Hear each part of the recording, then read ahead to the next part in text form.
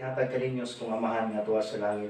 Kay kung may duha kong tulo, nga magkatigom sa akong ngalan, atuwa ko uban kanila, busa inugtan ang buot nga pagtuo. Mga riya kita nga to sa Ginoo, nga iyang tang santuson, kining balaya, ang pamilya. Sama kaniya to sa pagsulod sa balay ni Sakeo. Panalipdan ang ta sa mga angiles, kining balaya, ug ang tanan nga nagapuyo din niya sa kanunay, maiway sila sa mga dautan, ug mapanalipdan sa mga katalagman. Amen. Diyos Amahan nga makagagahom sa tanan, panalangin ni ang mga puntahan ng mga ganghaan nining balaya, aron walay dautan nga mosulod agi kanila. Panalangin ni ang sala, ang lawak-dawatanan, aron mulambo ang panagigugmaay sa mga sakop sa panimalay.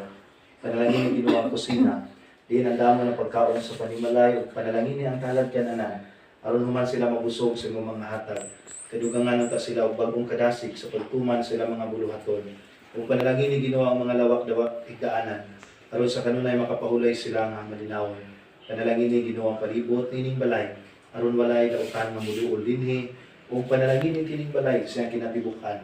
Ipadala imong bala ang mga anghel gikan sa langit, aron magamping, magamuma, magpanalipod, magduaw, ug maglaban sa tanang nagpuyo sulod nining balaya.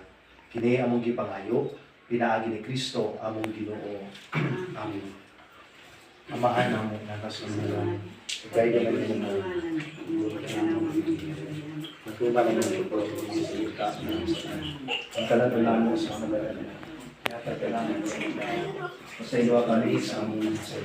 Kinuha nga nagpasaylo kami sa nagpaskalaan. Dili mo kami bigyan sa panalangin. Sa kami sa kalaupan. Pagimaya at Maria na puno ka sa grasya. Ginong Diyos anak kami.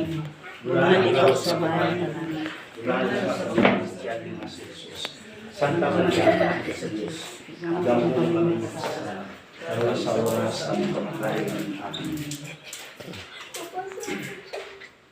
Ala kaninyo, manalangin ka na kong tanan, ang makagagahong na Diyos, ang amahan ng anak, Espiritu Santo, ang mga igsuon, tapos na ang pagbibita nining maong balay, manakaw kita dalagan na ang ugma o ang kalinaw ni Kristo.